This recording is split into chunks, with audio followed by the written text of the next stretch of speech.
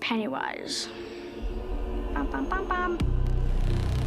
Pennywise is a shape-shifting, crazy demon clown guy. Demonic baby animal. It's been about 2 months, still haven't seen Pennywise. Today will be the first day. I see him in like 4 hours. They're gonna put him in the place that we're about to film, and then when we go in there, they're gonna have our first reaction. I'm excited. I'm like really excited. We've only seen him like in a video, but we've never seen him like in real life. I really hope Bill's not method. With how scary this house is and how scary he is, man, it's not gonna be any acting. It's really gonna be scary.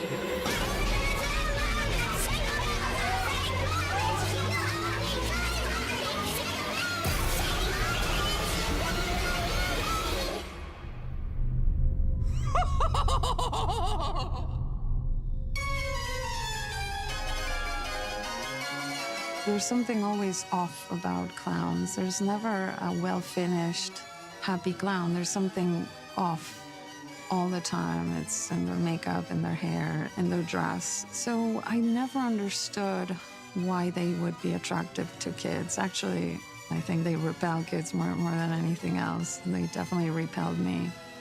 Well, the clown is a bait. It's an incarnation that basically is designed to attract children, because children like clowns, supposedly. Pennywise is a tricky character because it essentially is an entity that's been around since before time, essentially, in a different world, in a different dimension. And he comes to Earth and hibernates, and then he's awoken and he starts feeding off of humans, preferably children. And Pennywise is one of his shapes that he takes to kind of lure children in and to feed off of them. Even just to audition for this part was fun for me, because it was just like, do your interpretation of what you think the clown would be. What I remember most about first seeing his audition was that he put the makeup on. And I don't remember anybody else putting the makeup on. From the first time you saw him, you weren't seeing him, you were seeing his interpretation of a clown, and you were also seeing that he was committed to the point where he had someone do his makeup. Passion often wins the day, and Bill brought incredible passion. He chased this role, he knew he could do it, and he was going to make us understand that he could do it. But certainly in our mind, in Andy's mind, the decision was a very easy one. I probably connected with his madness and the inner balance of someone who can look very cute and sweet and childlike, but is hiding something terrifying. And when I saw Bill for the first time, I saw it immediately. Where you going, Ed? His performance was brilliant because he was on that verge. I saw his eyes. He was basically transmitting something so powerful that I got very curious. It meant a lot for me that Andy responded to whatever I did. And because of that, we did have kind of a connection from the beginning. He trusted me and I trusted him. So we kind of both figured out what the character was together, and then I could really go for it and know that I was in good hands. Well, Float Downey. Apart from being an incredibly talented actor, he has an amazing control over his body and some weird control of his face in particular. I do this thing with my lip. It's a thing that I've been doing since I was a little kid. And I always wanted to bring this like lip thing into a character. So going into the audition, I was like I wanted to use the face and play around with that. I wanted to give Pennywise a walled eye, because in my vision of the character, sometimes his eye would fall off, and something that was very cute and sweet turns into something much more unsettling because he has that weird balance. So when I mentioned that I wanted to do that digitally, he said, I can do it. I had kind of a lazy eye and I can make it go. It was crazy, because what are the chances that the actor that you cast can do that practically? I'm not afraid of you. There was all these different things that I've been meaning to put into a character. Then this character appeared, and I just kind of put all these things together to make as much of a weird, disturbing performance as possible. Egg boy. It was hard for me to figure out what the character looked or moved like or anything, because such a big part of it is the makeup and the costume. And I didn't know what that would be or how it would look or how it would feel to have on you. So going into it, I kind of really broke down the character intellectually, like what I think this entity is, but I couldn't really physically become him until I got all the makeup and the costume on. And he's a very visual person, and he's constantly drawing and drawing and drawing. And I think that was the Pennywise he would get when he would close his eyes. My approach to the look and behavior of Pennywise was based on the essence of the character from the book, but also on a different perception of the character, which was more edgy. I wanted him to bring something new to the story. I wanted him to be more unpredictable and mad. And Bill is an actor that naturally brings that to the set because he never does the same thing. He's always bringing a little bit of nuance in every take that he does, and that's priceless. It mentions in the novel somewhere Pennywise is its favorite form. He really enjoys doing the clown. So that was something that I wanted to play up as well, that he's having fun while he's doing this. Beep, beep, Richie.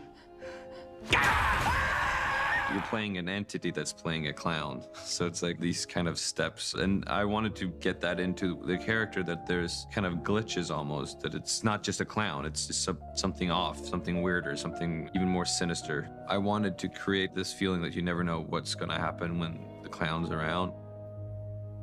Again, it's a shapeshifter. So in the beginning, we see him in the storm drain. He has these beautiful blue eyes, which are Bill's eyes, and we didn't want to hide them because that's a moment when he wants to lure Georgie in. The childlike thing was part of the visual look of him. There's prosthetic pieces around my cheeks to kind of get those little childlike roundness of the face. There's the teeth. Pennywise is created out of the imagination of children. Time to float. So he lives and breathes by children, or because of children in a sense. So it only made sense to me that there's a childlike quality to him because he's forever linked to children. No, don't. Let him go. No, I'll take him. I'll take all of you. And I'll feast on your flesh as I feed on your fear. Seeing Bill in costume was overpowering. I did have a separation because of everything, and you walk out to the crew and they go like, "Oh, hey Bill, how are you?" Go, those eyes are cool. Yeah, it was a hard time for people even to just like be normal around you as well because of how you looked. It was by far also, in a way, the loneliest production I've ever worked on, at least from my part, you know. But I think it also benefited and helped the performance. Dressed as Pennywise, he'd be so massive and overpowering and would look down on you, sometimes with his yellow eyes, sometimes with his blue eyes. There's just so much going into putting on the makeup and the outfit and everything, and it's very uncomfortable.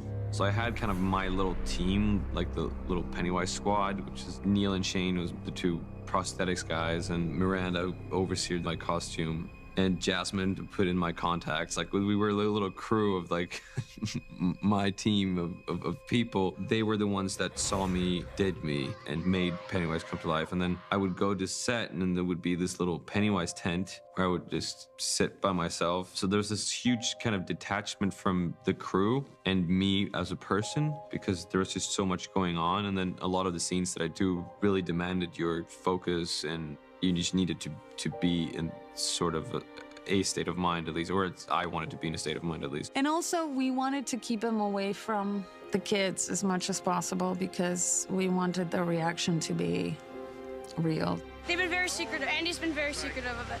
I saw a picture. I don't know if it was. I've seen character models, but I was shooting and I saw something on Barbara's computer that I probably shouldn't have seen. I don't know if it was him, but it might have been a character model. I'm not sure. I have no idea. The kids have shot like a month and a half already, and they've gotten to know each other, and they were all like kind of best buddies at this point. And nobody had seen Pennywise, or not, the kids hadn't seen me at least. Have you guys seen Pennywise yet? Nope. No. No. We're not allowed to see him. Oh, I think he's bad. I'm gonna call he has blue hair. I'm gonna say hair. he's. I already think I know. I heard something. I heard one thing. That he has a one mime. green eye and one orange eye. He's supposed to look like a mime. Something like a mime. That's the only thing I heard from Andy. I wanted to keep the distance between Bill and the kids because I wanted to carry that tension to the set. until the last moment. Of course, it's normally good for one scene, but that one scene was very essential because it was the moment where all the losers confront Pennywise. I think we all also decided mutually that it would be good to see him for the first time and just be freaked out. Because like in my stomach, I was like, oh my God, this is it. This is good. This is gonna be great. This is gonna be amazing. And it was, and it was terrifying. If you see Bill like walking into the set, he's like this impulsive 6'4" guy with a giant head and crazy hair and these crazy eyes. And the fact that he kept the distance with the rest of the kids generated another uncomfortableness in them. And I think the tension was very palpable and the scare was real. I'm not real enough for you. He's just so sporadic. You don't know what he's gonna do. You don't know if he's gonna love you, kill you, choke you. It's scary. I don't know what else to say. It's just scary. It wasn't real enough for Georgie. Oh my God. I still haven't seen Bill in real life, like actually as Bill, since the table read, which was at the start of June. The first scene I shot was with Jack. I think it's probably one of the, if not the most intense scene in the film in terms of Pennywise and another actor, because it's so in his face. Oh, wow. His warm-up routine is insane. Like, he's getting his hair and makeup stuff, he goes, and he just freaks out. It's insane.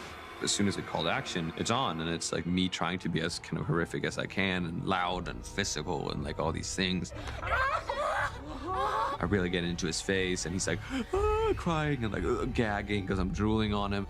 Tasty, tasty, beautiful fear. Andy has a thing with spit and drool.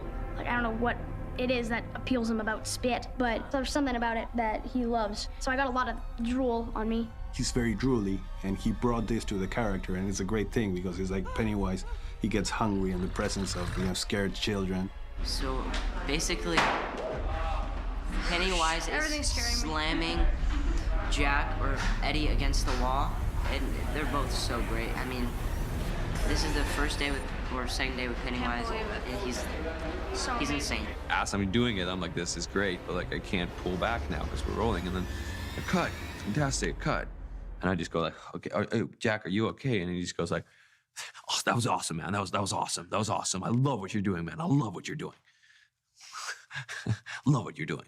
Bill is young. He's 25, super athletic.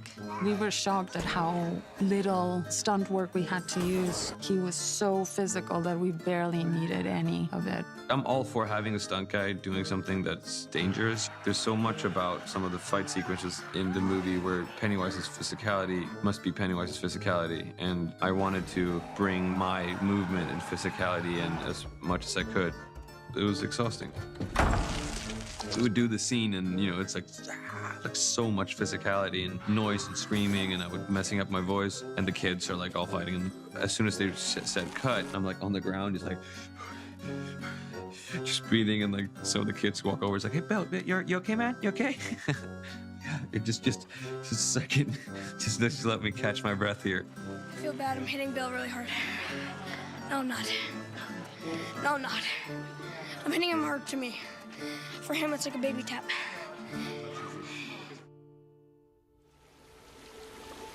Do you want a balloon too, Georgie? I'm not supposed to take stuff from strangers. Oh, well, I'm Pennywise, the dancing clown. Pennywise? Yes, meet Georgie. Georgie, meet Pennywise. I knew that there was something in the character that would grow during the shoot and something that we would discover. I think it was a great idea that we left that opening scene for the end because we learned so much about Pennywise by going down that journey, both of us observing what was going on and basically paying attention to that evolution in performance and realizing what worked and what didn't. Can you smell the circus, Georgie? There's peanuts, cotton candy.